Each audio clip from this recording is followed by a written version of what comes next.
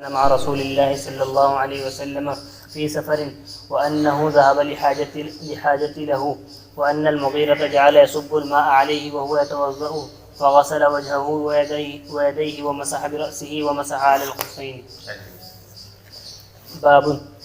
باب قراءة القرآن بعد الحدث وغيره. وقال منصور حدث کے بعد بے وضو قرآن پڑھنے کا بیان اور قرآن کے علاوہ دوسری چیزوں کو پڑھنے کا بیان. یہ جو لفظ وغیرہ ہی ہے نا، اس میں جو ہو ضمیر ہے اس کا مرجع کہاں ہے؟ قراءت قرآن. یعنی بے وضو قرآن بھی پڑھ سکتے ہیں اور قرآن کے علاوہ جو اور دعائیں اور اذکار ہیں وہ بھی پڑھ سکتے ہیں. اور بعض لوگوں نے وہ ضمیر کا مرجع لیا ہے حدث، کہ حدث کے بعد اور حدث کے علاوہ دوسری چیزوں کے بعد قرآن پڑھ سکتے ہیں. تو حدث کے علاوہ کیا چیز ہے؟ جنابت. اگر اس وہ ضمیر کو ہم لوٹا دیں حدث کی طرف تو اب باب کا مقصد یہ ہوگا کہ حالت جنابت کے اندر قرآن پڑھنا درست اور صحیح ہے. یہ مسئلہ اختلافی ہے، جنابت کی حالت میں قرآن پڑھ سکتے ہیں یا نہیں پڑھ سکتے. حضرت امام بخاری رحمۃ اللہ علیہ نے اس مسئلے کو کتاب الحیض کے اندر چھیڑا ہے. تقرأ الحائض القرآن، کیا حائضہ قرآن پڑھ سکتی ہے؟ اور حائضہ اور جنوبی کا ایک ہی حال ہے، لہٰذا وہ بھی اس میں شامل ہو گئے. لیکن بہرحال بعض لوگوں کا یہ خیال ہے کہ یہاں بھی اس طرف اشارہ ہے. لیکن صحیح بات یہ ہے کہ یہاں غیرہ کے اندر ہو ضمیر کا مرجع قرآن ہے، کہ حدث کے بعد قرآن اور قرآن کے علاوہ دوسرے اذکار اور دعاؤں کو پڑھنا. یہ مسئلہ متفق علیہ. سب کے نزدیک قرآن پاک بے وضو پڑھنا جائز ہے، اور جب قرآن پڑھنا جائز ہے تو دوسری دعائیں اور دوسرے اذکار وہ بدرجے والا پڑھ سکتے ہیں. اس میں کیا دقت کی بات ہے؟ بے وضو قرآن پڑھنے کے جو دلائل ہیں ان کو امام بخاری رحمۃ اللہ علیہ نے یہاں جب کو دو مسئلے اچھی طرح سمجھ لو. ایک ہے قرآن پاک کو چھونا اور ایک ہے قرآن پاک کو پڑھنا. دونوں مسئلوں کا حکم علیحدہ علیحدہ ہے. بے وضو قرآن پاک کو چھونا جائز نہیں ہے، اجماعی مسئلہ ہے. بے وضو قرآن کی تلاوت کر سکتے ہیں، قرآن کو چھوئے بغیر یہ جائز ہے، یہ بھی اجماعی مسئلہ ہے. بہرحال وضو ہونا یہ قرآن پاک کی تلاوت کے لیے لازم نہیں ہے، لیکن اعلیٰ درجہ یہی ہے. دیکھو جواز ہے، جواز کا یہ مطلب نہیں ہوتا کہ ایسا کرو. جواز کا مطلب ہے کرنا چاہو تو کر سکتے ہو. تو قرآن بے وضو پڑھ سکتے ہیں، اس کا مطلب یہ نہیں کہ بے وضو پڑھنے کی عادت بنا لو. مطلب یہ ہے کہ اگر ایسا کرو تو کر سکتے ہو، گنہگار نہیں ہوگے. لیکن ایسا نہیں کرنا چاہیے. قرآن کے ادب کا اور اس کے انوار سے مستفید ہونے کا طریقہ یہی ہے کہ قرآن کو باوضو پڑھنا چاہیے، بے وضو نہیں پڑھنا چاہیے. لیکن کسی نے اگر پڑھ لیا تو وہ گنہگار نہیں ہوگا، جائز ہے. حدث کے بعد قرآن اور قرآن کے علاوہ دوسری چیزوں کو پڑھنا. وقال منصور عن ابراہیم لا بأس بالقراءة فی الحمام. غسل کا ہوٹل. دیکھو پہلے زمانے کے اندر پانی کی قلت تھی، ہر جگہ پانی دستیاب نہانے کے لیے نہیں ہوتا تھا. تو جیسے ہمارے زمانے کے اندر بیوٹی پارلر بنے ہوئے ہیں نا، کہ کسی کو بھی اپنا میک اپ کرنا ہے تو وہاں چلا جاتا ہے. اس زمانے کے اندر غسل اور نہانے کے اس طریقے سے ہوٹل ہوا کرتے تھے، بلڈنگیں ہوا کرتی تھی. لوگ وہاں نہانے کے لوازمات جمع رکھتے تھے اور جن کو نہانا ہوتا تھا وہ نہاتے تھے وہاں جا کر کے، پیسے دے کر کے ان کو حمام کہتے ہیں. ٹھیک ہے. تو ابراہیم نخعی رحمۃ اللہ علیہ کا فتویٰ یہ ہے کہ کوئی حمام میں قرآن پڑھنا چاہے تو پڑھ سکتا ہے. تو حمام میں پڑھے، اس کا وضو سے کیا تعلق ہے بھائی؟ استدلال امام بخاری رحمۃ اللہ علیہ کا استدلال ہے کہ حمام میں جو لوگ جاتے ہیں بالعموم وہ باوضو نہیں بلکہ بے وضو ہی ہوتے ہیں، اور وہاں قرآن پڑھنے کی اجازت دی جا رہی ہے تو گویا بے وضو قرآن پڑھنے کی۔ بہرحال ابراہیم نخعی رحمۃ اللہ علیہ کا فتویٰ ہے کہ حمام میں قرآن پڑھ سکتے ہیں، اور حمام میں عموماً بے وضو لوگ ہوتے ہیں، لہذا امام بخاری رحمۃ اللہ علیہ نے اس سے یہ مسئلہ بھی اخذ کر لیا کہ بے وضو قرآن پاک پڑھ سکتے ہیں۔ وَبِكَتْبِ الرِّسَالَةِ عَلَى غَيْرِ وُضُوءٍ، دوسرا فتویٰ ابراہیم نخعی رحمۃ اللہ علیہ یہ فتویٰ دیتے ہیں کہ بے وضو اگر خط لکھنا چاہیں تو لکھ سکتے ہیں، بے وضو خط لکھنا جائز ہے۔ اب قراءت قرآن اس سے کیسے ثابت ہوئی؟ کہتے ہیں دیکھو ایک مسلمان خط لکھتا ہے تو غالب امکان یہ ہے کہ اس میں قرآن کی آیت بھی آ سکتی ہے، اور نہ بھی آوے تو ہر مسلمان اس کا مکلف ہے کہ وہ اپنے خط کو بسم اللہ الرحمن الرحیم سے شروع کرے، اور بسم اللہ الرحمن الرحیم یہ بھی قرآن کی آیتوں میں سے ایک آیت ہے۔ تو ابراہیم نخعی رحمۃ اللہ علیہ کے فتوے سے معلوم ہوا کہ بغیر وضو قرآن پاک کو لکھا جا سکتا ہے، تو جب لکھا جا سکتا ہے تو پڑھا بھی جا سکتا ہے۔ وقال حماد عن ابراہیم ان کان علیہم ازار فسلم والا فلا تسلم۔ باب کا دوسرا جز تھا نا کہ بغیر وضو کے ذکر اللہ کر سکتے ہیں، قرآن کے علاوہ جو اذکار اور دعائیں ہیں وہ پڑھ سکتے ہیں۔ تو ابراہیم نخعی رحمۃ اللہ علیہ سے کسی نے پوچھا کہ کوئی آدمی حمام کے اندر ہے، اسے سلام کرنا چاہیے کہ نہیں کرنا چاہیے؟ تو کیا جواب دیا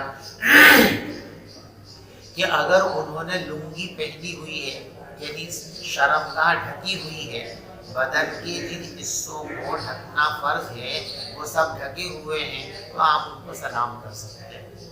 اور اگر وہ اس سے کھلے ہوئے ہیں، لنگی پہنے ہوئے انڈر ویئر کے اندر ہے، نیکر کے اندر ہے، تو ایسی صورت کے اندر ان کو سلام نہیں کرنا چاہیے۔ تو جو وہاں حمام میں لنگی اتارے کپڑے اتارے بیٹھا وہ باوضو ہوگا کہ بے وضو ہوگا؟ بے وضو ہوگا، اور اس کو سلام کرنے کی اجازت دے رہے، اور سلام اللہ کا نام ہے، تو سلام بھی ذکر اللہ ہے نا، لہذا معلوم ہوا کہ بغیر وضو کے ذکر اللہ کر سکتے ہیں، لیکن سکتے ہیں پسندیدہ نہیں۔ پسندیدہ یہی ہے کہ کوشش یہ کی جائے کہ اللہ کا ذکر جو ہے وہ پاکی اور طہارت کے ساتھ کیا جائے، باوضو ہو کر کیا جائے۔ چلیے حدثنا اسماعیل قال دیکھو جو حدثني روایت یہ آ رہی ہے، یہ روایت آگے بھی کئی بار آئے گی اور پیچھے بھی یہ روایت آ چکی ہے، بس اس سے جو استدلال ہے اس کو سمجھ لیجیے کہ روایت پڑھ لیجیے۔ اس روایت بھی یہ آ رہا ہے کہ حضور پاک صلی اللہ علیہ وسلم تہجد کی نماز کے لیے اٹھے تو پہلے نیند کو دور کرنے کے لیے دونوں ہاتھوں سے ایسے آنکھوں کو ملا، اس کے بعد آپ اٹھے اور آپ نے سورہ آل عمران کا جو آخری رکوع ہے، ان فی خلق السماوات والارض واختلاف اللیل والنہار لآیات لأولی الالباب الذین یذکرون اللہ قیاما وقعودا وعلی جنوبہم الی آخر، یہ آیت تلاوت فرمائے، اور اس کے بعد آپ مشکیزے کے پاس گئے اور جا کر کے وضو کیے۔ تو اب دیکھیے وضو کرنے سے پہلے آپ نے قرآن پاک کی تلاوت کی، لہذا معلوم ہو گیا کہ قرآن پاک کی تلاوت اور قرات بغیر وضو کے کی جا سکتی ہے، جائز ہے۔ سمجھ گئے کہ پڑھو جلدی سے۔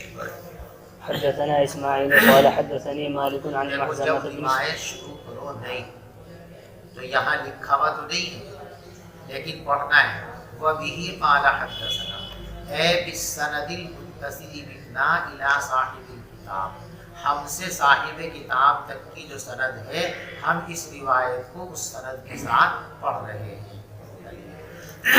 وبه قال حدثنا اسماعيل قال حدثني مالك عن مخزومة عن بن مخرة بن سليمان عن قريب مولى بن عباس أن عبد الله بن عباس أخبره أنه بات ليلة عند ميمونة زوج النبي صلى الله عليه وسلم وهي خالته، فاستجعت في عرض الوسادة واضطجع رسول الله صلى الله عليه وسلم وأهله في طولها فنام رسول الله صلى الله عليه وسلم حتى إذا انتصف الليل أو قبله بقليل أو بعده بقليل استيقظ رسول الله صلى الله عليه وسلم فجلس يمسح النوم عن وجهه بيده ثم قرأ العشر الآيات الخواتم في سورة آل عمران. یہ ہے ترجمہ اللہ.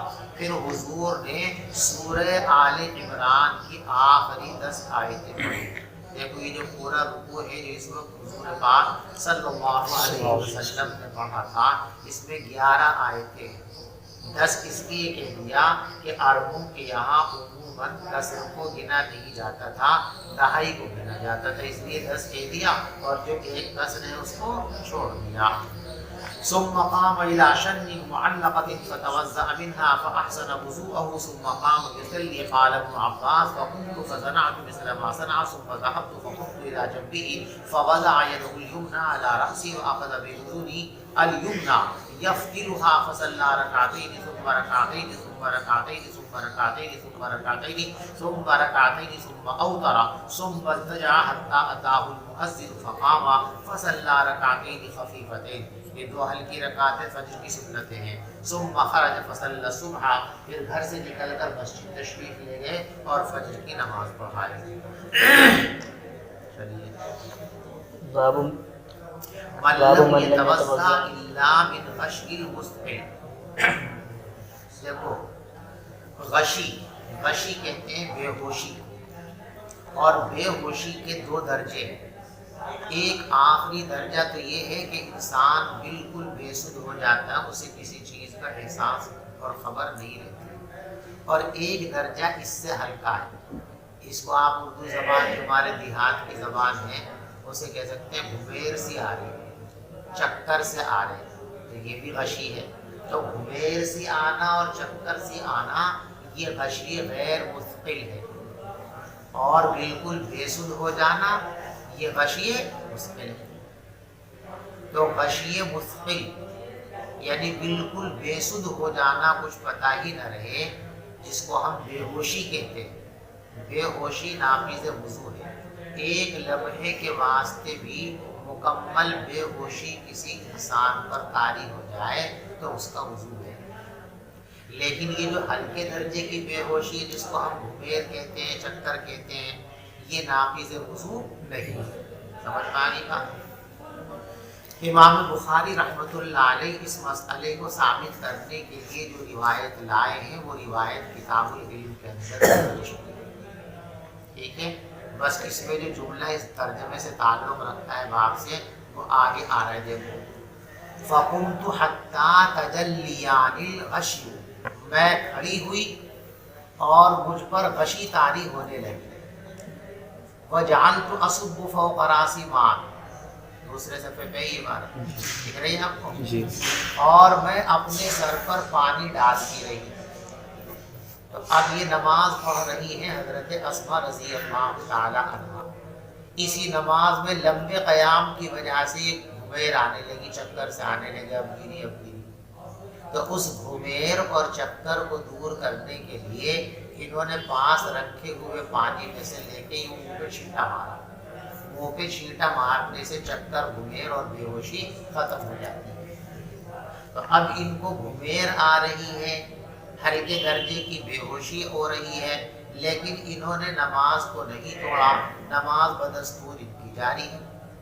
اس سے معلوم ہوا کہ گھمیر سے, چکروں سے اور ہلکی بے ہوشی سے وضو نہیں ٹوٹتا ہے. سمجھ میں آگے بات. روایت کتاب العلم کے اندر گزر چکی ہے, برکتاً آپ اس کو پڑھ لیجیے. میں پڑھ دیتا ہوں. وبه قال حدثنا اسماعيل قال حدثني مالك عن هشام بن عروة عن امرأته فاطمة عن جدتها اسماء بنت ابي بكر انها قالت اتيت عائشة زوج النبي صلى الله عليه وسلم حين خسفت الشمس فاذا الناس قيام يصلون فاذا هي قائمة تصلي فقلت ما للناس, میں نے حضرت عائشہ کو کیا ہو گیا, فاشارت بيدها نحو السماء فقالت سبحان الله فقلت آية فأشارت النعم فقمت حتى تجلاني الغشي وجعلت أصب فوق رأسي ماء فلما انصرف رسول الله صلى الله عليه وسلم حمد الله وأثنى عليه تو فقال ما من شيء كنت لم أره إلا قد رأيته في مقامي هذا حتى الجنة والنار ولقد أوحي إلي أنكم تفتنون في القبور مثلا أو قريبا من فتنة الدجال لا ادری ای ذالک قالت اسماء. دیکھو یہ جملہ بھی گزر چکا تشریح بھی، لیکن پھر دوبارہ یہ جملہ ذرا ایسا ہے نا تو اس کو پھر سمجھ لو. دو لفظ آئے انکم تفتنون فی القبور مثل او قریبا من فتنة الدجال. جیسے فتنہ دجال نہایت سخت ہے، نہایت خطرناک ہے، اللہ ہم سب کی حفاظت فرمائے اس فتنے سے.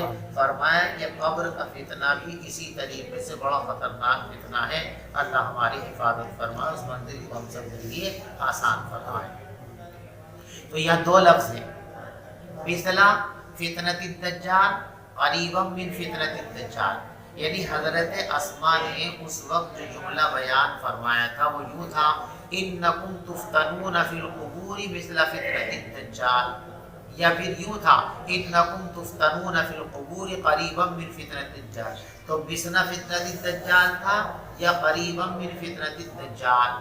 حضرت اسماء کے شاگرد یہ کہتے ہیں لا ادری ای ذالک قالت اسماء، ان دونوں میں سے کوئی جملہ کہا تھا، لیکن یقین سے میں کوئی جملہ متعین نہیں کر سکتا کہ یہ کہا تھا یا یہ بھی ہو سکتا ہے اور یہ بھی ہو سکتا ہے. یؤتی احدکم فیقال له ما علمک بهذا الرجل فاما المؤمن ام الموقن لا ادری ای ذالک. یہاں بھی حضرت اسماء کے شاگرد کہتے ہیں کہ مجھے صحیح یاد نہیں پڑ رہا مومن کہا تھا یا موقن کہا تھا، موقن یا مومن مجھے نہیں معلوم کہ اسماء نے کیا کہا تھا. فیقول هو محمد رسول اللہ جاءنا بالبینات والهدى فعجبنا وآمنا واتبعنا فیقال لهم صالحا فقد علمنا ان كنت لمؤمنا واما المنافق او المرتاب. مومن کا حال بیان کیا کہ مومن کے ساتھ تو قبر میں یہ معاملہ ہوگا، اور منافق کو جو قبر کے اندر رکھا جائے گا تو اس کے ساتھ یہ معاملہ ہوگا جو آ جائے.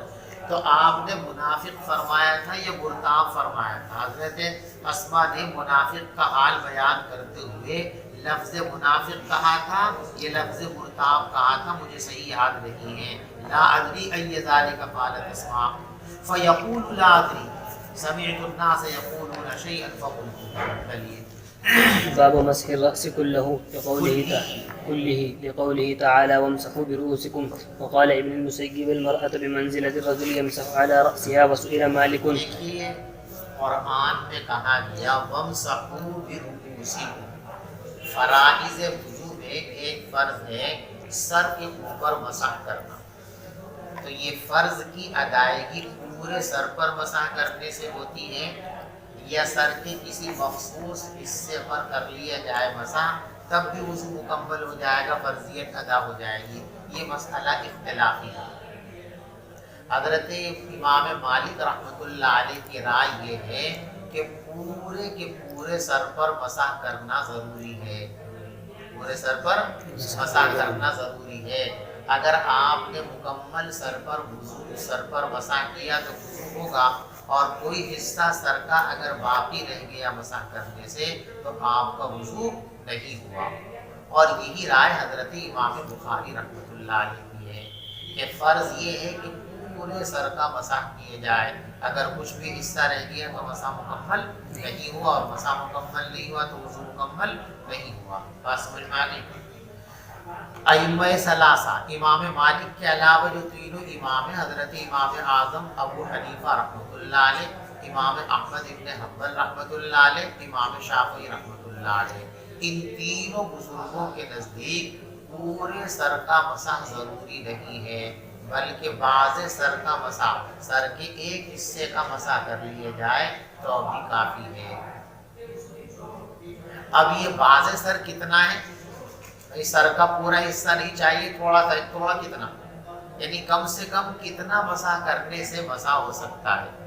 حضرت امام اعظم ابو حنیفہ رحمۃ اللہ علیہ یہاں مسلک یہ ہے کہ ربع راس، سر کا چوتھائی حصہ، اس لیے کہ روایت میں ہے کہ حضور پاک صلی اللہ علیہ وسلم نے پیشانی پر مسح فرمایا، اور پیشانی سے مراد پیشانی نہیں ہے بلکہ پیشانی سے متصل جو سر کا یہ اگلا حصہ ہے، اس اگلے حصے کو پیشانی سے تعمیر کیا گیا، اس پیشانی کی چوڑائی کو آپ ناپیں تو یہ سر کا چوتھائی حصہ بیٹھتا ہے۔ تو ہمارے نزدیک کم سے کم کتنا مسح کرنا ضروری ہے؟ چوتھائی سر کا مسح کرنا ضروری ہے۔ اس سے کم مسح کریں گے تو وضو نہیں ہوگا، اتنا ہو گیا تو وضو مکمل ہو گیا۔ سمجھ میں آنے بات؟ حضرت امام شافعی رحمۃ اللہ علیہ اس سلسلے میں سب سے زیادہ سہولت پر ہے۔ ان کی یہاں 3 قول ہیں۔ 3 بالوں پر مسح ہو گیا، مسح ہو گیا۔ 1 بال پر مسح ہو گیا، مسح ہو گیا۔ 1 بال کے بھی کچھ حصے کو، سر پہ بال ہیں ان میں سے 1 بال کا ذرا سا حصہ اوپر سے چھوٹ گیا، ہو گیا وضو۔ سمجھ میں آئی بات؟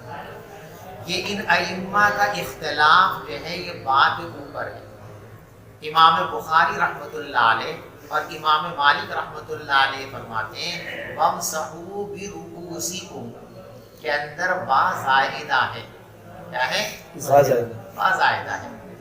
جب یہ با زائدہ ہے تو اب اس سے پورا سر مراد لیں گے۔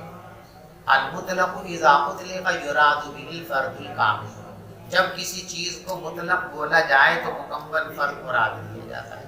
تو جب قرآن نے اب با تو زائدہ ہٹا دیا تو کیا ہوا؟ وَامْسَحُوا رُؤُوسَكُمْ، اپنے سروں کا مسح کرو، تو مطلق سر بولا، اور جب مطلق بولا جاتا ہے تو فرد کامل مراد لیا جاتا ہے، لہذا پورے سر کا مسح کرنا ضروری ہے۔ ائمہ ثلاثہ امام اعظم ابو حنیفہ رحمۃ اللہ علیہ، امام احمد بن حنبل رحمۃ اللہ علیہ، امام شافعی رحمۃ اللہ علیہ، یہ حضرات فرماتے ہیں کہ با تبعیضیہ ہے۔ با کیسا ہے؟ تبعیضیہ۔ تو وَامْسَحُوا بِرُؤُوسِكُمْ کا مطلب یہ ہے سر کے کچھ حصے کا مسح کر لیا کرو، اور جب قرآن کچھ کہتا ہے با تبعیضیہ کے ذریعے اس کا مطلب یہ ہے کہ پورے سر کا مسح کرنا ضروری نہیں ہے۔ بات سمجھ میں آ رہی؟ امام مالک رحمۃ اللہ علیہ اور اسی طریقے سے امام بخاری رحمۃ اللہ علیہ یہاں با کو زائد مانتے ہیں قیاس کے ذریعے۔ وہ کہتے ہیں دیکھو یہی لفظ بعینہ تیمم کے سلسلے میں بھی آیا ہے، او جاء احد منکم من الغائط او لامستم النساء فلم تجدوا ماء فتیمموا صعیدا فامسحوا برؤوسکم۔ تو اب جو ہے وہاں بھی آیا ہے، اور وہاں سب کے نزدیک بالاتفاق با زائدہ ہے۔ تو جب وہاں زائدہ ہے تو یہاں بھی زائدہ ہے، لیکن یہ قیاس درست اور صحیح نہیں، اس لیے کہ احادیث نبویہ یہ قرآن کی مفسر اور مبین ہے۔ جب حضور پاک صلی اللہ علیہ وسلم کے عمل سے ثابت ہو گیا کہ بعض سر کا مسح بھی کافی ہے، تو گویا حضور کے اس عمل نے یہ وضاحت فرماتی ہے کہ اس آیت کریمہ کے اندر با تبعیضیہ ہے، اور جب با تبعیضیہ ہے تو بات طے ہو گئی کہ بعض سر پہ مسح کرنے سے کام چل جائے گا۔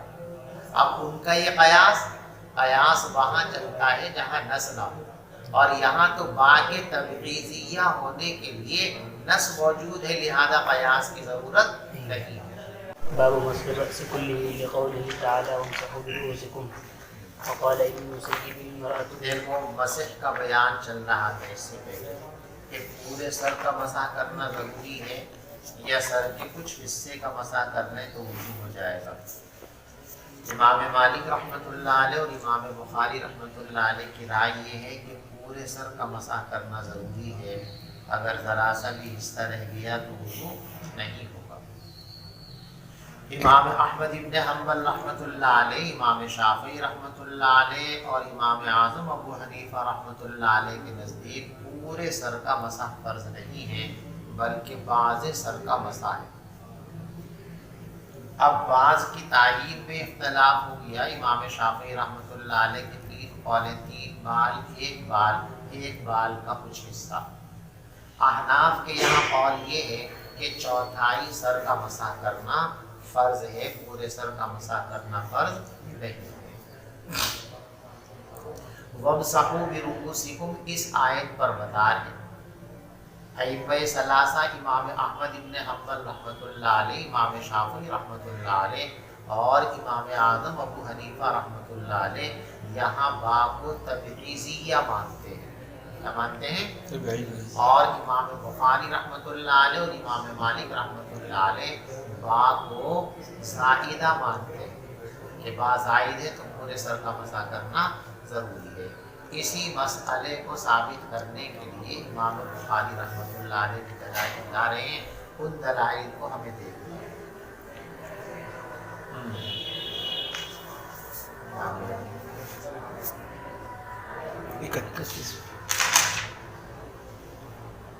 باب مسح الراس کلیہ، پورے سر کا مسح کرنا ضروری ہے.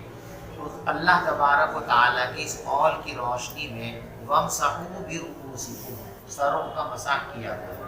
اس سے استدلال کس طرح ہے کہ با زائدہ ہے اور رؤوس مطلق بولا گیا ہے، اور جب مطلق کوئی لفظ بولا جائے تو فرد کامل مراد لیا جاتا ہے، لہذا پورا سر یہاں پر مراد ہے. ٹھیک ہے بھائی. دوسری دلیل لاتے ہیں. وقال ابن المسیب المرأة بمنزلة الرجل یمسح علی رأسها، مسح کے سلسلے میں عورت بھی مرد کی طرح ہے، وہ بھی اپنے سر پر مسح کرے گی. دیکھو اس سے استدلال یہ ہے کہ عورت اپنے سر پر مسح کرے گی، یعنی جیسے مرد پورے سر پر مسح کرتا ہے عورت بھی پورے سر پر مسح کرے گی.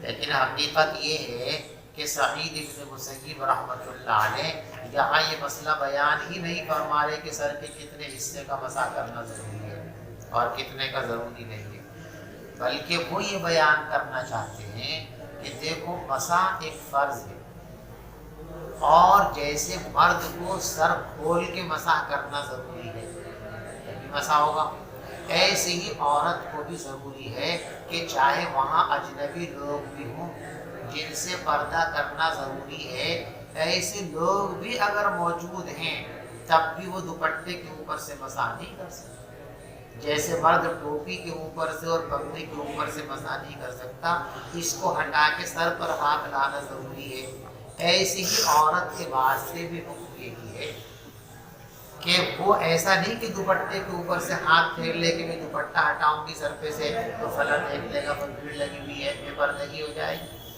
چاہے بے پردگی ہو جائے لیکن اس فرض کو ادا کرنا ہے، دوپٹہ ہٹائے گی اس کے بعد سر کے اوپر ہاتھ رکھے گی. یہ مطلب ہے سعید ابن مسیب رحمۃ اللہ علیہ کے قول کا. کتنے سر کا مسح کیا جائے یہ بیان کرنا مقصود نہیں ہے. وسئل مالک ایجزئ ان یمسح بعض راسه، اور حضرت امام مالک رحمۃ اللہ علیہ سے پوچھا گیا کیا یہ بات کافی ہے کہ سر کے کچھ حصے کا مسح کر لیا جائے؟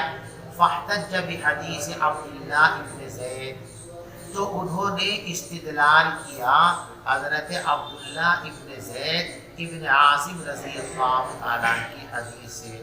یہ حدیث ابھی پیچھے گزری ہے. اس سے استدلال کیسے کیا؟ لیکن دیکھو انہوں نے جو مسح ہم کو وضو کر کے دکھایا، اپنے شاگردوں کو وضو کر کے دکھایا، تو انہوں نے وضو کرتے ہوئے پورے سر کا مسح کیا. ایسے ہاتھ لے گئے اور پھر ایسے ہاتھ لائے. تو جب وہ سکھا رہے تھے وضو سکھاتے وقت انہوں نے پورے سر کا مسح کیا، تو کتنا کرنا چاہیے؟ لہذا معلوم ہوا کہ پورے سر کا مسح کرنا ضروری ہے. سر کے بعض حصے کا مسح کر لیں تو اس سے وضو مکمل نہیں ہوگا. تو انہوں نے استدلال کیا عبداللہ ابن زید کی روایت سے. چلیے. وبه قال حدثنا عبد الله بن يوسف قال انا مالك عن عمرو بن يحيى جیسے بتا نا سنا لکھا تو حدثنا پڑھتے ہیں، انا لکھا اس سے اخبرنا پڑھتے ہیں. قال اخبرنا مالك عن عمرو بن يحيى المازني عن ابيه ان رجلا قال لعبد الله بن زيد وهو جد عمرو بن يحيى استطيع ان تريني كيف كان رسول الله صلى الله عليه وسلم يتوضا؟ فقال عبد الله بن زيد نعم، فدعا بماء فافرغ على يده وغسل يده. یہ پوچھا کہ آپ ایسا کر سکتے ہیں کہ مجھ کو دکھا دے کہ حضور پاک صلی اللہ علیہ وسلم کس طرح وضو کیا کرتے تھے؟ تو عبداللہ ابن زید نے کہا کہ ہاں دکھا سکتا ہوں. فدعا بماء، انہوں نے پانی منگایا، فافرغ علی یدہ، اور اپنے ہاتھوں پر پانی ڈالا. فغسل یدہ مرتین، تو آپ نے اپنا ہاتھ 2 مرتبہ دھویا، ثم مضمض واستنثر ثلاثا، پھر 3 مرتبہ کلی کی اور ناک میں پانی ڈالا، ثم غسل وجهه ثلاثا، پھر آپ نے 3 مرتبہ اپنا چہرہ دھویا، ثم غسل یدیہ مرتین مرتین الی المرفقین، پھر کہنیوں تک دونوں ہاتھوں کو 2 مرتبہ دھویا، ثم مسح رأسہ بیدیہ، پھر انہوں نے اپنے سر کا مسح کیا دونوں ہاتھوں سے، فاقبل بہما، پیچھے سے آگے سے پیچھے کی طرف لے گئے اور پیچھے سے آگے کی طرف لائے، حتی ذهب بہما الی قفاہ، یہاں تک کہ پہلے دونوں ہاتھوں کو پیشانی سے گدی تک لے گئے، ثم ردہما، پھر دونوں ہاتھوں کو لوٹا کر لائے اسی جگہ تک، الذی بدأ منہ، جہاں سے شروع کیا تھا، ثم غسل رجلیہ، پھر دونوں پاؤں دھو لیے۔ امام مالک نے یہ جب کسی نے پوچھا کہ کچھ سر کا مسح کر لے چلے گا کام، تو یہ روایت پڑھ کے سنائی استدلال کہ دیکھو اس روایت کے اندر لفظ سر کہا، باز سر، انہوں نے وضو سکھا رہے تو پورے سر کا مسح کر کے دکھایا، لہذا معلوم ہوا کہ پورے سر کا مسح کرنا ضروری ہے۔ دیکھو مسح کے سلسلے میں یا اور بھی مسائل کے سلسلے میں جو فقہی اختلافات ہیں اور ان پر سبق میں بحثیں ہوتی ہیں اور اپنے مسلک کی ترجیح کے لیے دلائل بیان کیے جاتے ہیں، دوسرے مسلک کے دلائل میں تعویل کی جاتی ہے یا ان کا ابطال کیا جاتا ہے، تو ہمارے استاد محترم حضرت مولانا مفتی سعید احمد صاحب پالنپوری نے بخاری کی شرح میں اس طرف توجہ دلائی کہ ان اختلافی مسائل کو پڑھتے پڑھتے ہم لوگ غلط فہمی کا شکار ہو جاتے ہیں، یعنی عام ذہن بس یہ بن جاتا ہے کہ چوتھائی سر کا مسح ہے تو چوتھائی کا کرو، پورے سر کا مسح عموماً طلبہ نہیں کرتے، یہ بہت گھاٹے کی بات ہے۔ وہ تو فرضیت کا بیان ہے کہ اتنا کر لیں تو کام چل جائے گا، تو کام چلنے کی چیز ہے، نہیں کہ اتنے ہی سر کا مسح کرنا، کتنا تو کام چلنے کی چیز ہے کہ اتنا بھی کر لو گے تو چل جائے گا، ورنہ حضور پاک صلی اللہ علیہ وسلم کی جو سنت مستمرہ ہے وہ پورے سر کا مسح کرنا ہے۔ صرف ایک بار ایسا ہوا کہ آپ نے جو ہے ربع راس کا مسح کیا بیان جواز کے لیے، تو زندگی میں ایک ہی مرتبہ کیا تو اس سے فرضیت کا پتہ چل گیا کہ فرض یہاں تک ہے، لیکن سنت مکمل سر کا مسح کرنا ہے، لہذا طلبہ کو اس کا خاص طور پر خیال رکھنا چاہیے، چوتھائی سر تو ایک دفعہ نہیں کرنا چاہیے بلکہ ہمیشہ پورے سر کا مسح کرنا چاہیے، جیسا کہ اس روایت کے اندر امام بخاری رحمۃ اللہ علیہ نے اپنے مسلک کے لیے دلیل پیش کر دی۔ جمہور کا جو مسلک ہے کہ بعض راس پر مسح کرنا کافی ہے، خاص طور سے حنفیہ کا مسلک، ان کے لیے وہ مشہور روایت ہے کہ حضور پاک صلی اللہ علیہ وسلم نے مسح فرمایا وضو میں پیشانی پر، یعنی جتنی پیشانی ہے اتنے حصے پر آپ نے یہاں مسح فرمایا۔ تو اب اگر بعض سر کا مسح کرنے سے وضو نہیں ہوتا ہے، پورے سر کا مسح فرض ہے، تو یہ ماننا پڑے گا کہ اس دن حضور کا وضو نہیں ہوا، روزہ راس کا کیا نا اور فرض پورے سر کا ہے، تو اس دن فرض ادا نہیں کیا، فرض ادا نہیں کیا تو وضو نہیں ہوا، ایسے آپ نے نماز پڑھ لی، اور یہ بات کوئی بھی نہیں کہہ سکتا۔ کیا کہہ سکتا ہے؟ حضور کا اس دن وضو نہیں ہوا تھا کوئی کہہ سکتا ہے؟ نہیں کہہ سکتا، ہوا تھا، اور جب ہوا ہے تو جب پیغمبر علیہ الصلوۃ والسلام ربع راس پر مسح کر لیں اور وضو ہو سکتا ہے تو آپ اور ہم کر لیں تو ہمارا وضو بھی ہو سکتا ہے۔ چلیے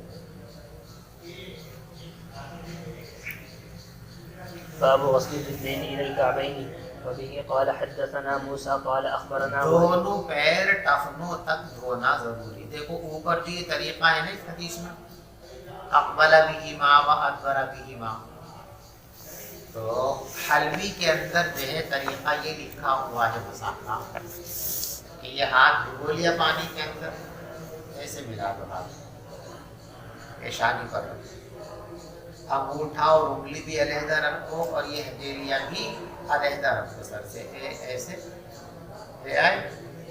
اب جو ہے یہ ہتھیلیاں، انگوٹھا اور انگلی بچا کے رکھو، یہ ہتھیلیاں یہاں تک لے آؤ، ہو گیا پورے سر کا مسح۔ اب یہ جو انگلی شہادت کی بچی، اس سے کانوں کے اندر کا مسح کر لیا، انگوٹھا بچا اس سے کانوں کے ظاہر کا مسح کر لیا، یہ بچا اس سے گردن کا مسح کر لیا، سمجھ میں آ رہی بات؟ لیکن فتح القدیر کے اندر یہ لکھا ہوا ہے کہ یہ طریقہ جو ہے یہ کسی حدیث کے اندر مذکور نہیں ہے، بعض علماء کا خیال ہے، لہٰذا صحیح طریقہ کچھ لوگوں کے نزدیک یہ طریقہ ہے، کچھ کے نزدیک کہ صحیح طریقہ یہ ہے کہ دونوں ہاتھوں کو بالکل پورے ایسے ملا کر کے لاؤ اور پھر ایسے لاؤ اور پھر ایسے۔ اب جو لوگ وہ پہلا والا طریقہ بیان کرتے ہیں ان کا کہنا یہ ہے کہ اگر ہم اس طرح پورے ہاتھ کو یہاں تک لے گئے تو اب پورا ہاتھ استعمال میں آ گیا، اب جب واپس لائیں گے تو مستعمل ہاتھ کو لائیں گے، اور مائع اب جو پانی ہتھیلی پر رہ گیا مائع مستعمل ہے نا، اور مائع مستعمل باہر نہیں ہے، اس سے وضو اور غسل نہیں ہوتا، اس لیے سر کا یہ حصہ جو ہے یہ صحیح مسح میں آ جائے تو یہ بچا کے رکھو تاکہ مائع مستعمل نہ ہو۔ لیکن اس خدشے کا جواب یہ ہے کہ مائع مستعمل جو ہاتھ پر لگا ہوا پانی ہے یہ اس وقت مستعمل کا اطلاق اس پر ہوگا جب یہ بدن سے جدا ہو جائے۔ آپ یوں لے گئے اور پھر یوں لے آئے، بدن سے جدا ہوا، جب بدن سے جدا ہو گیا پانی اس وقت مستعمل کہلاتا ہے جب وہ بدن سے جدا ہو جائے۔ مثلا اب ہم نے یہاں سے پانی ڈالنا شروع کیا، یہاں پانی لیا نا، ڈالا، یہ پانی یہاں سے چلا، پہلے اس نے یہ حصہ دھویا، پھر یہ دھویا، پھر یہ دھویا، پھر یہاں دھویا، تو جب اس نے اس حصے کو دھو دیا تو مستعمل ہو گیا نا، اب یہ باقی حصہ مائع مستعمل سے دھلا، لیکن کوئی بھی اس بات کو نہیں کہتا، کیوں؟ اس لیے کہ جب تک یہ پانی جسم سے متصل ہے تب تک یہ مستعمل، جب یہ بدن کے اوپر بہہ کر نیچے گر گیا، بدن سے ہٹ گیا، اب یہ مستعمل ہوا۔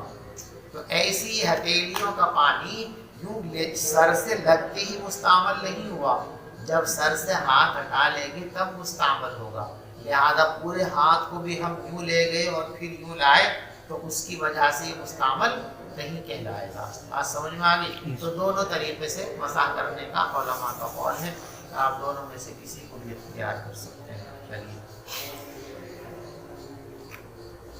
باب غسل الرجلين الى الكعبين، دونوں پاؤں ٹخنوں تک دھونا ضروری ہے۔ چلو وبه قال حدثنا موسى قال اخبرنا وهيب عن عمرو عن ابيه شهدت عمرو بن ابي حسن سأل عبد الله بن زيد عن وضوء النبي صلى الله عليه وسلم فدعا بطور من ماء فتوضأ له وضوء النبي صلى الله عليه وسلم فأكفأ على يديه من الطور فغسل يديه ثلاثا ثم أدخل يده في الطور فمضمض واستنشق واستنثر ثلاث غرفات ثم أدخل يده فغسل وجهه ثلاثا ثم أدخل يده فغسل يديه مرتين إلى المرفقين ثم أدخل يده فمسح رأسه فأقبل بهما وأدبر مرة واحدة ثم غسل رجله إلى الكعبين۔ وسیلے ترجمہ الباب، دونوں پاؤں ٹخنوں تک دھوئے، لہذا معلوم ہوا کہ ٹخنے بھی اس میں شامل ہیں اور وہ قرآن کی آیت سے بھی ثابت ہے۔ لكم إلى الكعبين۔ چلیے باب استعمال فضل وضوء الناس وأمر جرير بن عبد الله أهله أن يتوضأوا بفضل سواكه، بچے ہوئے پانی سے وضو کرنا۔ دیکھو بچے ہوئے سے مراد ماء مستعمل نہیں، پہلے لوگ وضو کرتے تھے بڑے برتن میں پانی ہوتا تھا، لوٹوں کا بھی رواج نہیں تھا، اور اب تو بڑے برتن میں اب تو ٹوٹی آ گئی، تو بڑے برتن میں پانی رکھا ہوا ہوتا تھا، اس میں سے ہاتھ ڈال کر پانی نکال کے وضو کرتے تھے۔ تو اب یہ جو برتن میں پانی باقی رہ گیا یہ ہے فضل الغسل، جو اعضاء سے لگ کر گرتا ہے پانی وہ فضل وضو نہیں ہے، وہ مائع مستعمل ہے. بات سمجھ رہے ہیں؟ اعضا کو دھونے کے بعد اعضا سے مسح ہو کر جو پانی گر رہا ہے یہ فضل وضو نہیں ہے. یہ کیا ہے؟ الماء المستعمل. فضل وضو کا مصداق جس برتن سے پانی لے کر آپ وضو کر رہے تھے اس برتن پہ جو پانی بچا ہوا رہ گیا ہے یہ ہے فضل وضو. سمجھیے؟ تو کسی بھی انسان نے وضو کیا اور اب برتن میں پانی بچا ہوا رہ گیا تو یہ پانی ناپاک نہیں ہوا ہے، ناقابل استعمال نہیں ہوا ہے. دوسرا آدمی، تیسرا آدمی، چوتھا آدمی، 100 آدمی بھی یہ بات دیگر ہے آگے اس میں وضو جیسے حوض کے اندر.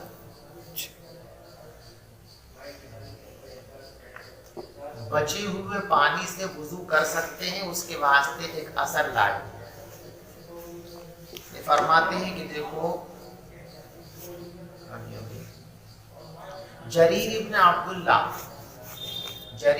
عبداللہ جب وضو کرنے کے لیے بیٹھتے تو مسواک فرماتے تھے. تو ایسے مسواک کیا اور پھر اسے پانی میں ڈبو دیا پھر کیا. تو اب گھر والوں کو یہ شبہ ہوتا کہ یہ پانی تو مستعمل ہو گیا شاید، تو وہ اپنی بیوی اور گھر والوں کو کہتے تھے کہ یہ مسواک اس میں ڈالنے سے مستعمل نہیں ہوا ہے، یہ پانی غیر مستعمل ہے، لہذا تم اس سے وضو کرو. تو وضو کا بچا ہوا پانی پاک ہے، اس کو دوسرے لوگ استعمال کر سکتے ہیں. اور حضرت جریر ابن عبداللہ اپنے گھر والوں کو حکم دیتے تھے کہ وہ ان کی مسواک کے بچے ہوئے پانی سے وضو کر لیا کریں. چلو.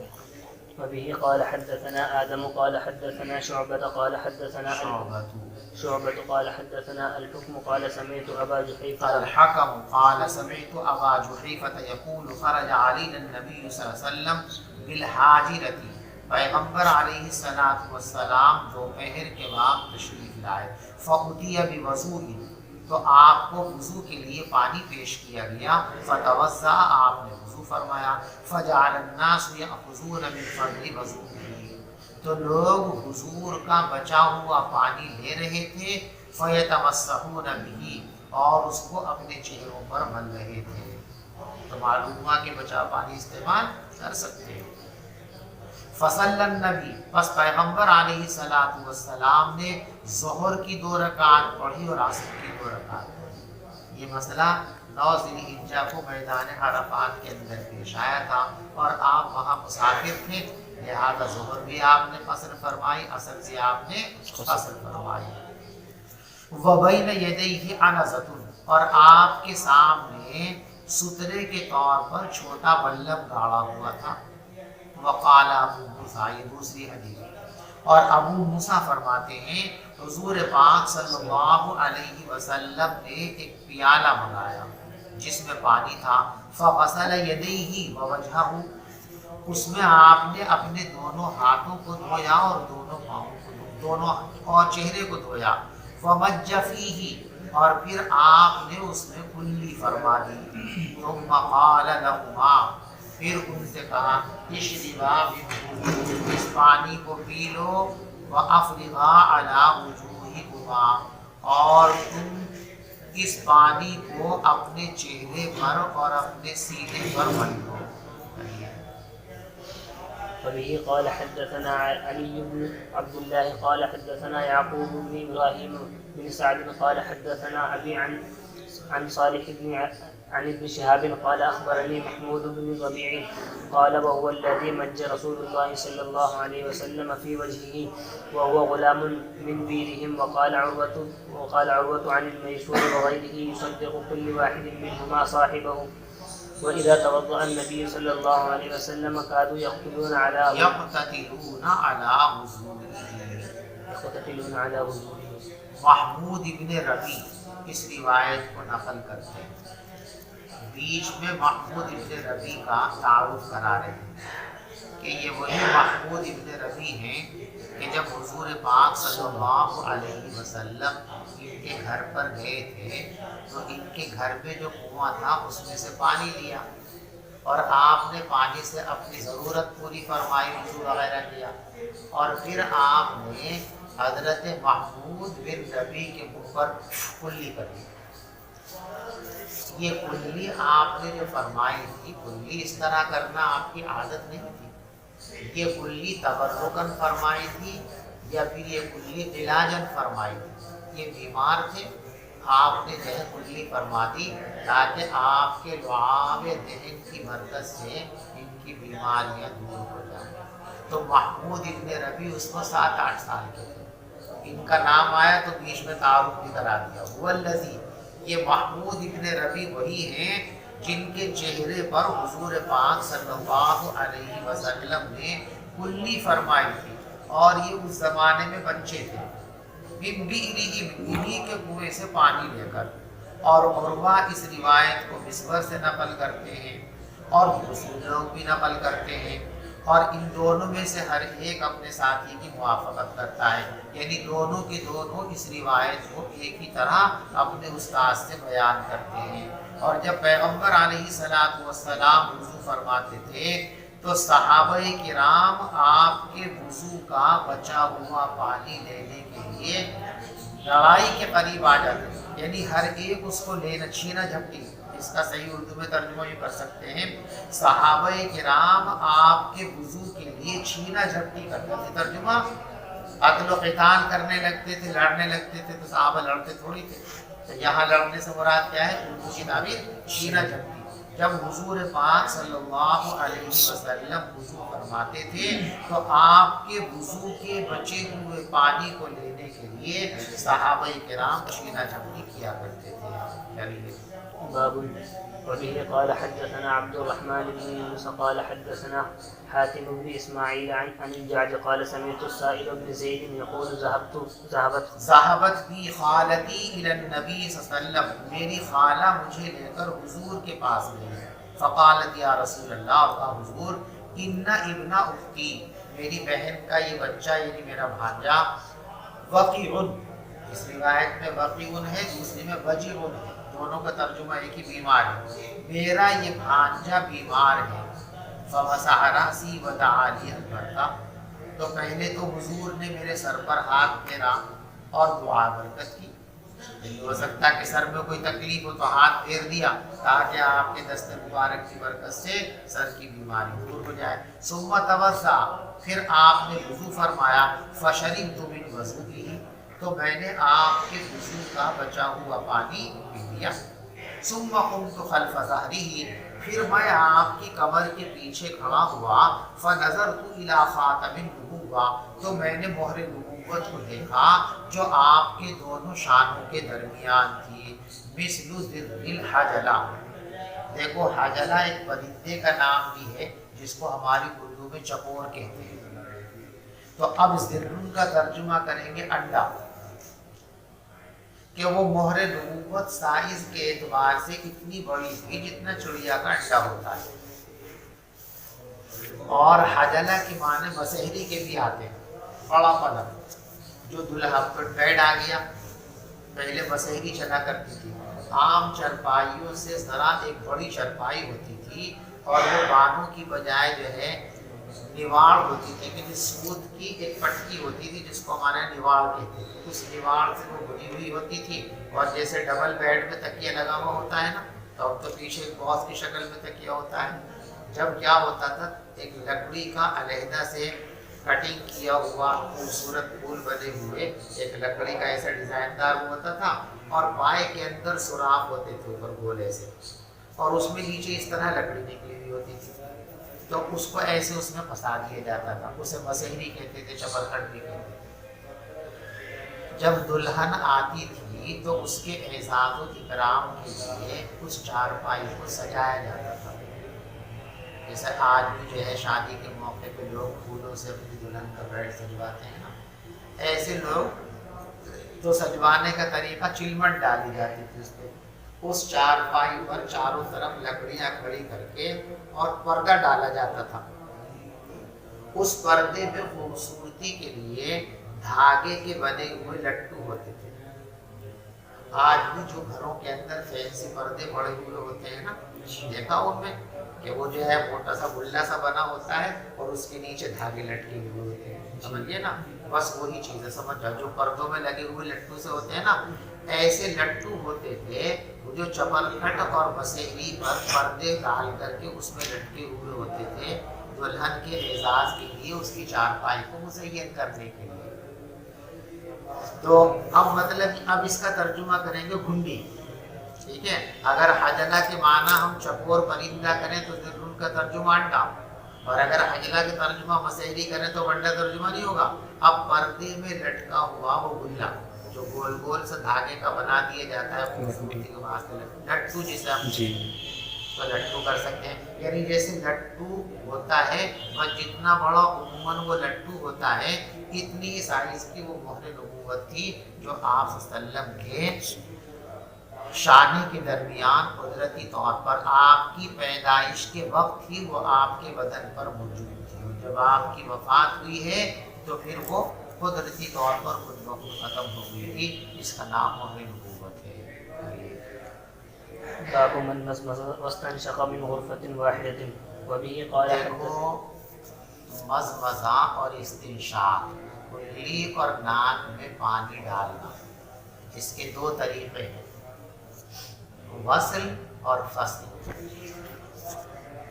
وصل کا مطلب ہے کہ آپ نے یوں ایک مرتبہ چلو میں پانی لیا، اس پانی کو یوں منہ میں تھوڑا سا لے کر کلی کر دی، جو تھوڑا سا پانی بچا اسے ناک میں چڑھا دیا، ٹھیک۔ پھر دوبارہ لیا آپ نے پانی، پہلے تھوڑا سا منہ میں لے کے کلی کر دی، پھر بچا ہوا ناک میں چڑھا دیا، اس کو کہتے ہیں وصل۔ کیا ہے؟ وصل۔ اور ایک طریقہ وہ ہے جو ہم کرتے ہیں کہ پہلے 3 مرتبہ پانی لے کر کلی کرتے ہیں، اور جب کلی سے فارغ ہو جاتے ہیں تو پھر مسلسل 3 مرتبہ ناک میں پانی ڈالتے ہیں، اس کو کہتے ہیں فصل۔ دونوں طریقے جائز ہیں، وصل بھی جائز ہے اور فصل بھی جائز ہے۔ وہ یوں کر لے تب بھی سنت ادا ہو گئی، یوں کر لے تب بھی سنت ادا ہو گئی۔ البتہ افضل کیا ہے اس میں اختلاف ہے۔ حضرت امام شافعی رحمۃ اللہ علیہ کے یہاں وصل افضل ہے اور ہمارے یہاں فصل افضل ہے۔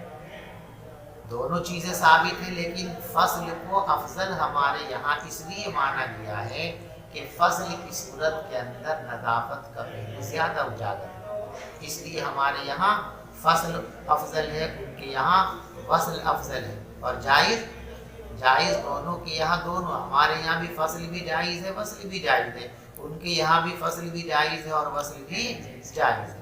تو جواز میں کوئی کلام نہیں ہے، اختلاف کس میں ہے؟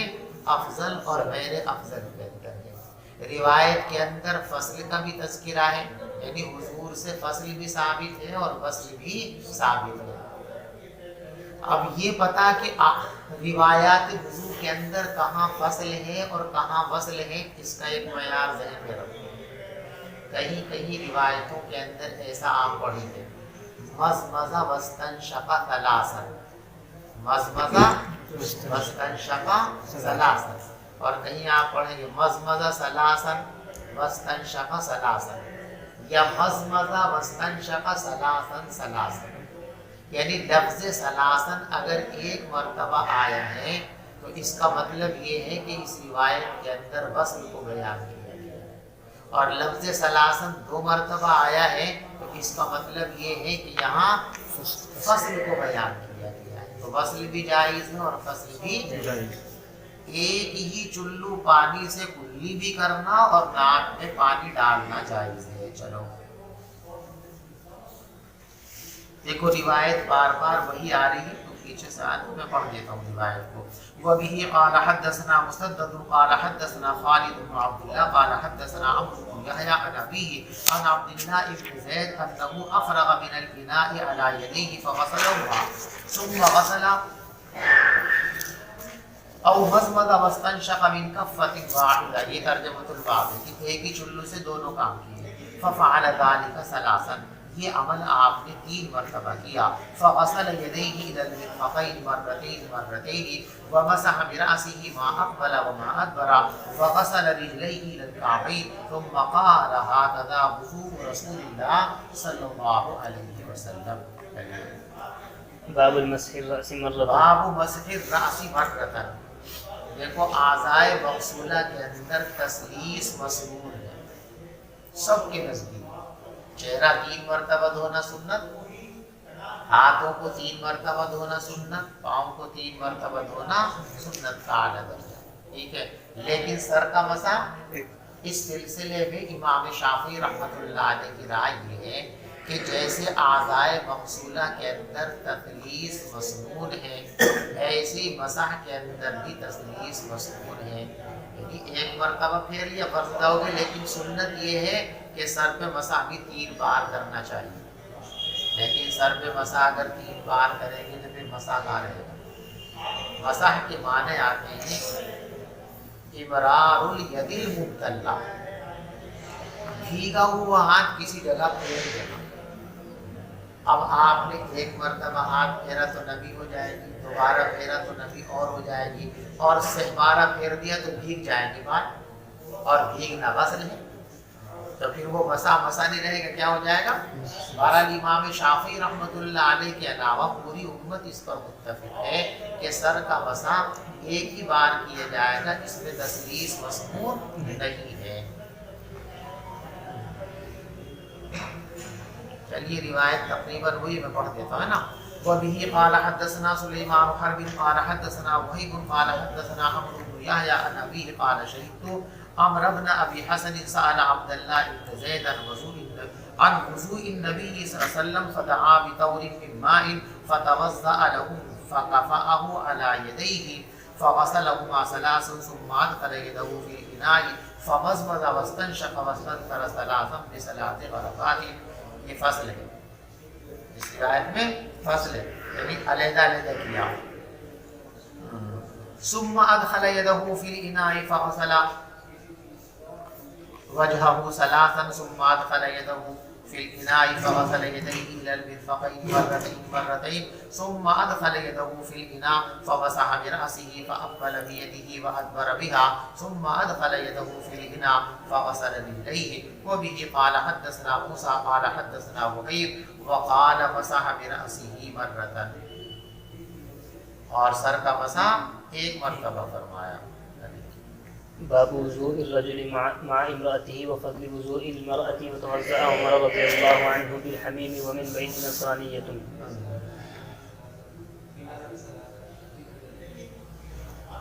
औरत और मर्द, शौहर और बीवी एक बर्तन में रखे हुए पानी से एक ही साथ वुज़ू करें। एक बाल्टी में पानी है, टब में पानी है, एक तरफ बीवी बैठी है, एक तरफ शौहर बैठा है, एक तरफ बहन बैठी है, एक तरफ भाई बैठा है। वो भी उसमें से पानी ले लेके वुज़ू कर रहा है, पानी ले लेके वुज़ू कर रही है। एक ही बर्तन से दोनों मिलकर के साथ साथ वुज़ू करें, जायज़ है, ठीक है। पहले मर्द ने वुज़ू कर लिया उस टब में रखे हुए बाल्टी में रखे हुए पानी से, अब औरत आके उससे वुज़ू कर ले, जायज़ है। पहले औरत ने वुज़ू किया, उसके बाद बचे हुए पानी से मर्द वुज़ू कर ले, ये भी जायज़ है, गुस्ल कर ले। तो मर्द का बचा हुआ औरत के लिए, औरत का बचा हुआ मर्द के लिए, यानी जिस बर्तन से लेकर पानी निकाल कर वुज़ू किया जा रहा हाथ डाल करके, अब वो पानी मुस्तअमल नहीं हुआ है, नापाक नहीं हुआ है, वो माए मुतलक है, दूसरे लोगों के लिए उसका इस्तेमाल करना दुरुस्त और सही है। मर्द का अपनी बीवी के साथ मिलकर वुज़ू करना और औरत के बचे हुए पानी से मर्द का वुज़ू करना। वतवज़्ज़अ उमर रज़ियल्लाहु अन्हु बिल हमीम व मिन बैति नसरानिया। देखो यहाँ वाव है ना, एक नुस्खे के अंदर और दूसरे नुस्खों के अंदर वाव नहीं है। बिल हमीमी मिन बैति नसरानिया, और ये नुस्खा ज़्यादा सही है कि नसरानिया के घर से। आप सफ़र में थे, एक मरतबा वुज़ू की ज़रूरत पेश आई, तो पास में एक नसरानी का मकान था, उससे कहा गया भाई अगर पानी हो तो ज़रा वुज़ू के लिए दे दो। तो उस औरत ने गर्म पानी दिया, उससे हज़रत उमर ने वुज़ू फरमाया। इमाम बुखारी रहमतुल्लाह अलैह का इस्तिदलाल यहाँ किसके लिए है कि औरत के इस्तेमाल के बाद जो बचा हुआ पानी है मर्द उसको इस्तेमाल कर सकता है। इसका रिवायत में क्या तज़किरा है, لیکن استدلال امام بخاری رحمۃ اللہ علیہ کا اس طرح ہے کہ بھئی جب اس کے گھر میں سے پانی آیا ہے گرم، تو گرم پانی بار بار نہیں کیا جاتا، ایک مرتبہ گرم کر کے رکھ لیا جاتا ہے، تو اس کے گھر میں وہ گرم پانی رکھا ہوا تھا تو لا محالہ اس نصرانی عورت نے اسے استعمال کیا ہوگا، اور پھر بھی حضرت عمر نے اس کو استعمال کیا تو مسئلہ معلوم ہو گیا کہ عورت کے استعمال کے بعد جو برتن میں بالٹی اور ٹب میں پانی بچا ہوا ہے وہ ناپاک نہیں ہوا ہے، اس سے مرد وضو کرنا چاہے تو کر سکتے ہیں۔ اور حضرت عمر فاروق رضی اللہ تعالیٰ نے وضو فرمایا تھا گرم پانی سے جو نصرانی عورت کے مکان سے لایا گیا تھا۔ وبه قال حدثنا عبد الله بن يوسف قال حدثنا مالك عن نافع عن ابن عمر أنه قال كان الرجال والنساء يتوضؤون في زمان رسول الله صلى الله عليه وسلم۔ عبداللہ ابن عمر فرماتے ہیں کہ مرد اور عورتیں حضور کے زمانے میں ایک ساتھ وضو کیا کرتے تھے۔ ایک ساتھ کا مطلب یہ نہیں کہ محارم ایک ساتھ جمع ہو کے غیر محرم، ایک ساتھ کا مطلب یہ ہے کہ ایک ہی برتن سے ایک بعد دیگرے اسی برتن میں رکھے ہوئے پانی کو مرد استعمال کرتے تھے، اسی کو عورتیں استعمال کرتے تھے۔ باب صب النبي صلى الله عليه وسلم وضوءه على المغمى عليه۔ مغمى عليه، دیکھو وضو کرنے کے بعد جو پانی بچا رہتا ہے یہ پانی میں ایک طرح کی برکت ہے، لہٰذا کسی کے علاج کے لیے اگر اس کے چھینٹے مار دیے جائیں تو چاہیے۔ حضور پاک صلی اللہ علیہ وسلم نے ایسا کیا ہے۔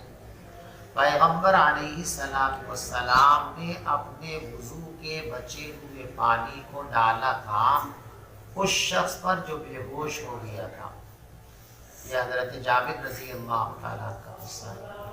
وبه قال حدثنا ابو الولید قال حدثنا شعبہ عن محمد بن المنکدر قال سمعت جابرا یقول جاء رسول اللہ، حضرت جابر فرماتے ہیں کہ میرے پاس رسول پاک صلی اللہ علیہ وسلم تشریف لائے، یعودنی وانا مریض، آپ میری عیادت کے لیے تشریف لائے تھے، میں بیمار تھا، لا عاقل، مجھے ہوش نہیں آ رہا تھا، بے ہوش تھا، فتوضأ، پیغمبر علیہ السلام نے وضو فرمایا، وصب علی من وضوئہ، اور اپنے وضو کا بچا ہوا پانی میرے اوپر چھڑک دیا، فعقلت، مجھے ہوش آ گیا، فقلت یا رسول اللہ، تو میں نے کہا حضرت لمن المیراث، میری میراث کس کو ملے گی؟ انما یرثون کلالہ، اس لیے کہ میں تو کلالہ کی حیثیت میں ہوں۔ فنزلت آیت الفرائض، تو وہ آیت نازل ہوئی جس میں وراثت کے حصے بیان کیے گئے ہیں۔ یستفتونک فی الکلالہ قل اللہ یفتیکم فی الکلالہ الی آخر الآیہ۔ باب الغسل والوضوء في المغزب والقدح والخشب والحجارة۔ دیکھو یہ مختلف برتنوں کے نام یہاں پر آئے ہیں۔ امام بخاری رحمۃ اللہ علیہ فرماتے ہیں کہ وضو کا پانی جس برتن کے اندر ہے، غسل کا پانی جس برتن کے اندر ہے، اس کی دھات سے کوئی مطلب نہیں، تانبے کا ہو، پیتل کا ہو، لوہے کا ہو، پلاسٹک کا ہو، مٹی کا بنا ہوا ہو، لکڑی کا بنا، ایسا بھی ہو، کسی بھی طرح کے پاک برتن میں پانی رکھ کر آپ اس سے غسل کر سکتے ہیں، وضو کر سکتے ہیں۔ برتن سے نہ کسی چیز کے اندر علت پیدا ہوتی ہے نہ حرمت پیدا ہوتی ہے، کسی بھی دھات کا بنا ہوا ہو، بس شرط یہ ہے کہ وہ پاک ہونا چاہیے، سمجھ گئے؟ مخزب سے وضو اور غسل کرنے کا بیان، قدح سے وضو اور غسل کرنے کا بیان، خشب سے وضو کرنے کا بیان اور پتھر سے وضو کرنے کا، یعنی ساری دھاتوں کے بنے ہوئے برتن میں پانی لے کر اس سے وضو کر سکتے ہیں۔ چلو۔ وبه قال حدثنا عبد الله بن منير سمع عبد الله بن بكر قال حدثنا حميد قال انس قال حضرت الصلاة فقام من كان قريب الدار الى اهله، نماز کا وقت ہو گیا تو حضور مجلس سے اٹھ گئے، تو جو آدمی جس آدمی کا گھر قریب تھا وہ اٹھ کر اپنے گھر چلا گیا، وہ بقیہ قوم، اور کچھ لوگ رہے جن کے گھر دور تھے، تو پیغمبر علیہ السلام کے لیے پتھر کے ایک لگن میں پانی لایا، پتھر کا ایک لگن لایا گیا، تسلا لایا گیا جس میں پانی تھا، فَصَغُرَ الْمِخْزَبُ أَنْ يَبْسُطَ فِيهِ كَفُّهُ، اتنا چھوٹا سا تھا وہ پیالہ کہ آپ کا ہاتھ بھی اس میں مشکل سے جا رہا تھا. پس مخزب چھوٹا پڑ گیا اس سے کہ اس میں آپ کا ہاتھ پھیل گیا، لیکن سارے لوگوں نے اسی سے وضو کر لیا. یعنی اتنا چھوٹا سا برتن تھا جس میں پانی لایا گیا تھا کہ ایسے کھول کر کے حضور کا ہاتھ بھی اس میں نہیں جاتے، بیچ کاٹ ڈالا. لیکن آپ کے ہاتھ کی برکت سے اس میں معجزے کے طور پر کتنی بڑھوتری ہوئی، 80 آدمی موجود تھے، سب نے اسی سے وضو کر لیا. فتوضأ القوم كلهم، سارے لوگوں نے اس سے وضو کر لیا. قلت، میں نے کہا، کم کنتم، کتنے لوگ تھے جی؟ حضرت انس سے جو روایت سنا رہے تھے حمید کو، تو حمید ان کے شاگرد ہیں. حمید نے پوچھا کہ حضرت جی کتنے لوگ رہے ہوں گے اس وقت جنہوں نے اسے ایک پیالے پانی میں وضو کیا تھا، ایک لوٹیا پانی میں وضو کیا تھا؟ قال 80 وزیادہ، 80 اور اس سے زیادہ، یعنی 80 لوگوں نے ایک لوٹیا پانی سے وضو کر لیا. چلو. وبه قال حدثنا محمد بن علاء قال حدثنا أبو أسامة عن بريدة عن أبي بردة عن أبي موسى أن النبي صلى الله عليه وسلم دعا بقدح فيه ماء فغسل يديه ووجهه فيه ومج فيه. وبه قال حدثنا أحمد بن يونس قال حدثنا عبد العزيز بن أبي سلمة قال حدثنا عمرو بن يحيى عن أبيه عن عبد الله بن زيد قال أتى رسول الله صلى الله عليه وسلم فأخرجنا له ماء في تور من صفر فتوضأ فغسل وجهه 3 ويديه مرتين ومسح برأسه فأقبل به وأدبر وغسل رجليه. وبه قال حدثنا أبو اليمان قال أخبرنا شعيب عن الزهري قال أخبرني عبيد الله بن عبد الله بن عتبة أن عائشة رضي الله تعالى عنها قالت لما ثقل النبي صلى الله عليه وسلم واشتد به وجهه، جب حضور کی بیماری سخت ہو گئی، استأذن ازواجہ فی ان یمرض فی بیتہ، تو آپ نے اپنی بیویوں سے اجازت مانگی اس بات کی کہ ایام بیماری میرے گھر میں گزارے جائیں. آپ نے باقاعدہ صراحتاً اجازت نہیں مانگی تھی کہ میں حضرت عائشہ کے رہنا چاہتا ہوں. آپ سمجھتے تھے کہ کسی کی دل شکنی نہ ہو جائے. بار بار جہاں بھی جاتے نا، آج 13 دن تک آپ بیمار رہے، تو یہاں ہیں، ابھی کل کو کہاں رہوں گا، کل کو کہاں رہوں گا. جب بار بار کل کہاں رہوں گا تو ازواج مطہرات سمجھ گئی کہ حضرت جلد سے جلد حضرت عائشہ کی باری کے منتظر ہیں. فَأَذِنَّ لَهُ، حضور کا منشا سمجھ کر ساری بیویوں نے کہا کہ حضرت ہماری طرف سے کوئی پابندی نہیں، بخوشی ہم اجازت دیتے ہیں کہ بیماری کے ان ایام میں آپ حضرت عائشہ کے یہاں قیام فرمائیں، ہمیں کوئی اعتراض نہیں ہے. چنانچہ آپ نے بھی قیام فرمایا، اور یہ قیام اللہ تعالیٰ نے قیامت تک کے لیے قبول فرمایا. وہیں آپ کی وفات ہوئی اور وہیں آپ کو دفنایا گیا اور وہیں آپ آرام فرما ہیں، اور قیامت میں یہیں سے اٹھ کر آپ میدان حشر کے اندر اپنے دونوں ساتھیوں کے ساتھ تشریف لے جائیں گے. فَأَذِنَّ لَهُ، تو تمام بیویوں نے حضرت کو اجازت دے دی. فَخَرَجَ النَّبِيُّ، تو پیغمبر علیہ السلام نکلے 2 آدمیوں کے درمیان. تَخُطُّ رِجْلَاهُ فِي الْأَرْضِ، اور آپ کے پاؤں زمین پر گھسٹ رہے تھے. وہ آدمیوں کا سہارا لے رکھا تھا، کمزوری اتنی تھی کہ چلا نہیں جا رہا تھا، قدم اٹھائے جاتے زمین پر پیر گھسٹ رہے تھے. بین عباس و رجل آخر، وہ جو 2 آدمی تھے جن کے کاندھوں پر ہاتھ رکھ کر آپ جا رہے تھے، ان میں سے ایک تو آپ کے چچا حضرت عباس تھے اور ایک صاحب اور تھے. حضرت عائشہ نے یہاں پر ان کا نام نہیں لیا. قال عبید اللہ، عبید اللہ کہتے ہیں فاخبرت عبداللہ ابن عباس، میں نے یہ بات بیان کی عبداللہ ابن عباس سے، تو انہوں نے فرمایا اتدری من الرجل الآخر، تمہیں معلوم ہے کہ وہ دوسرا آدمی کون تھا جس کا نام حضرت عائشہ نے نہیں لیا؟ مجھے تو معلوم نہیں. فرمایا کہ وہ دوسرے آدمی علی تھے. سمجھ شریف بات آ رہی. بعض لوگوں نے ذہن کی بیماری کی وجہ سے اس روایت سے یہ مقصد اخذ کیا ہے کہ حضرت عائشہ کو حضرت علی رضی اللہ تعالیٰ سے نفرت یا عداوت یا دشمنی تھی ان کے دل میں، کچھ لباس تھا، اس لیے ان کا نام نہیں لیا، حالانکہ ایسا نہیں ہے، بات قرآن کے خلاف ہے۔ قرآن کہتا ہے رحماء بینہم، وہ تو آپس میں ایک دوسرے سے بے انتہا محبت کرتے تھے، ان کا غصہ اور نفرت تو کافروں کے لیے تھا، اشداء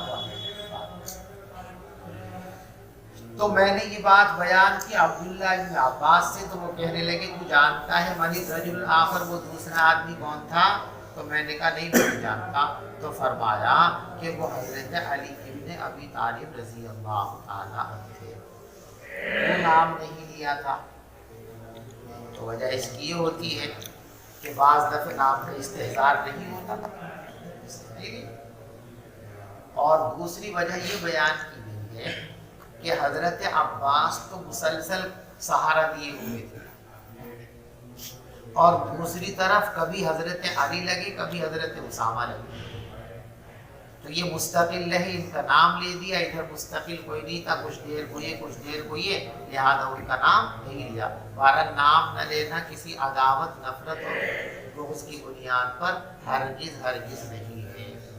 وکانت عائشہ تحدث، اور حضرت عائشہ صدیقہ رضی اللہ تعالی عنہ بیان فرماتی ہیں ان النبی صلی اللہ علیہ وسلم قال بعد ما دخل بیتہ، پیغمبر علیہ السلام نے گھر میں داخل ہونے کے بعد فرمایا واشتد وجعہ، اور آپ کی بیماری شدید ہو گئی تھی، حریقوا علی من سبع قرب لم تحلل اوکیتہن، میرے اوپر ایسے 7 مشکیزوں کا پانی ڈالو جن کا بند نہ کھولا گیا ہو،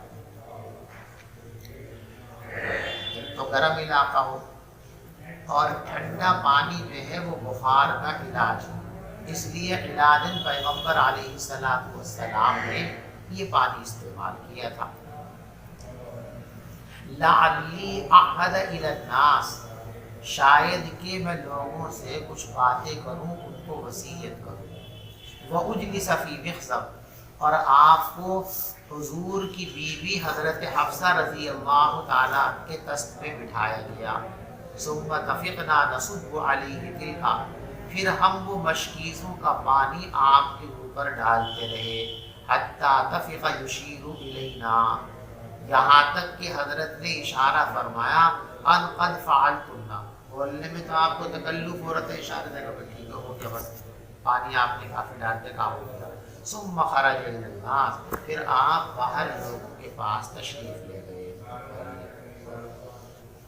باب الوضوء من الطور، وبه قال حدثنا خالد بن مخلد قال حدثنا سليمان قال حدثني عمرو بن يحيى۔ طور سے وضو کرنا، اس برتن کو طور کہتے ہیں، اس میں اگر پانی رکھا ہو تو اس سے بھی غسل اور وضو کر سکتے ہیں، روایت میں بات گزر چکی ہے۔ وبه قال حدثنا خالد بن مخلد قال حدثنا سليمان قال حدثني عمرو بن يحيى عن أبيه قال كان عمي يكثر من الوضوء فقال لعبد الله بن زيد، عمرو بن یحییٰ کہتے ہیں کہ میرے چچا کثرت کے ساتھ وضو کرتے تھے، یعنی ان کا معمول یہ تھا کہ وہ ہمیشہ باوضو رہتے تھے، اللہ کو اس کی توفیق عطا فرمائے۔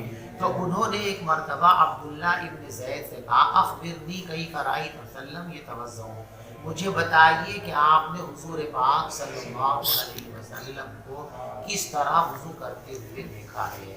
فدعا بقول من ماء، ترجمۃ الباب، آپ نے پانی کا ایک لگن منگوایا، فکفأ علی یدیہ، اپنے دونوں ہاتھوں پر پانی ڈالا، فغسلہما 3 مرات، اور پھر دونوں ہاتھ ٹخنوں تک 3 مرتبہ دھو لیے، ثم ادخل یدہ فی الطور، پھر طور کے اندر ہاتھ ڈالا، فمضمض واستنثر 3 مرات من غرفۃ واحدہ، پھر ایک ہی چلو پانی سے 3 مرتبہ کلی کی اور 3 مرتبہ ناک میں پانی ڈال کر صاف کیا، ثم ادخل یدہ، پھر برتن میں پانی ڈالا، فاغترف بہما، اور دونوں ہاتھوں سے پانی لیا، فغسل وجہہ 3 مرات، پھر آپ نے اپنا چہرے مبارک 3 مرتبہ دھو لیا، ثم غسل یدیہ، پھر آپ نے اپنے دونوں ہاتھوں کو کوہنیوں تک دھویا 2 مرتبہ، ثم اخذ بیدیہ ماء، پھر آپ نے دونوں ہاتھوں میں پانی لیا،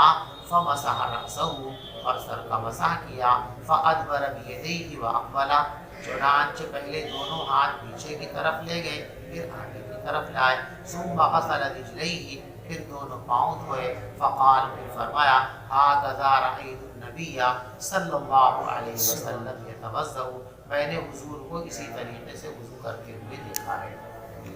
وبه قال حدثنا مسدد قال حدثنا حماد عن ثابت عن انس ان النبي صلى الله عليه وسلم دعا بإناء من ماء أوتي بقدح من ماء فأتي بقدح رحراء فيه شيء من ماء، پیغمبر علیہ السلام نے پانی کا برتن مانگا تو آپ کے پاس ایک چوڑا پیالہ لایا گیا، کشادہ پیالہ لایا گیا، اس میں تھوڑا سا پانی تھا، فوضع اصابعه فيه، آپ نے اپنی انگلیاں اس طرح اس کے اندر رکھ دی، فجعلت انظر الى الماء، تو میں نے دیکھا کہ پانی ابل رہا تھا حضرت کی انگلیوں کے درمیان سے۔ قال انس ففررت من توضأ، انس کہتے ہیں کہ میں نے گنتی کی بھی کتنے لوگوں نے وضو کر لیا، بین السبعین الی الثمانین، تو 60 اور 70، 60 سے زیادہ تھے، 70 سے تقریباً 70 یا 80 آدمی تھے۔ باب الماء باب الوضوء من المد، مد سے وضو کرنے کا بیان۔ وبه قال حدثنا، دیکھو مد جو برتن ہوتا تھا پہلے زمانے کے اندر، آج کے زمانے سے یوں سمجھیے کہ تقریباً 700 750 گرام پانی اس کے اندر آتا ہے۔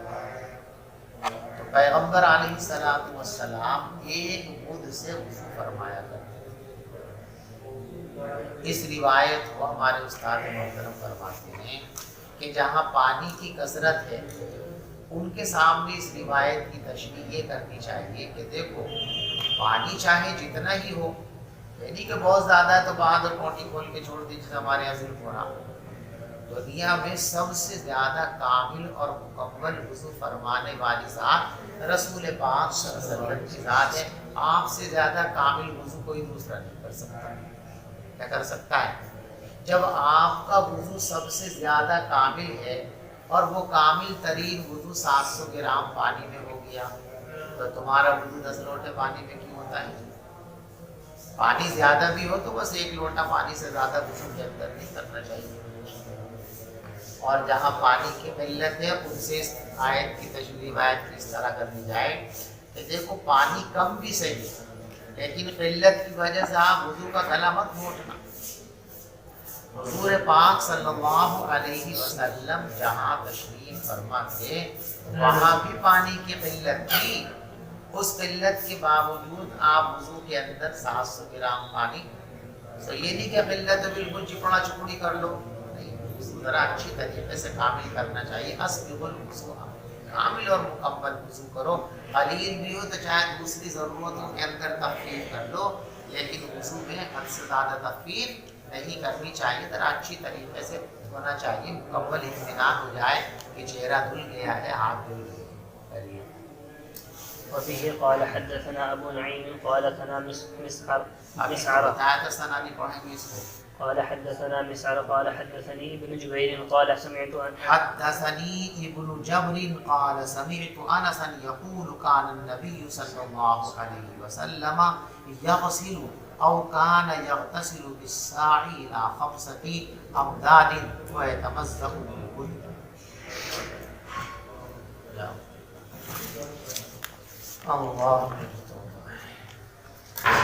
لوٹا کتنا بڑا ہمارے مدرسے میں مختلف سائز کے لوٹے، ہمارے یہاں جو لوٹے ہیں 3 پاؤ پانی آوے اتنے بڑے بھی لوٹے، ٹھیک ہے، اور 2 کلو پانی آ جائے اتنے بڑے بڑے بھی لوٹے۔ اب لوٹے میں کتنا پانی آتا ہے یہ جب بتا سکتا ہوں جب آپ مجھے بتائیں کہ لوٹے کا سائز کیا ہے، یہ جواب دیں گے تو اندازہ ہو جائے گا۔ تو اس نے کہا بھی بتا اس حوض میں کتنے پیالے پانی؟ تو اس طالب علم نے کہا جی یہ بتاؤ پیالہ کتنا بڑا، اگر پیالہ اس حوض کی برابر بڑا ہے تو 1 پیالہ پانی، پیالہ اس سے آدھا ہے تو 2 پیالے پانی، چوتھائی ہے تو 4 پیالے. تو آپ پہلے پیالے کا سائز بتا دیں تو میں غوث میں کتنے پیالے پانی میں بتا دوں گا. بڑا سٹ پٹایا کہ اچھا ذرا یہ بتاؤ زمین کا بیج کہاں ہے.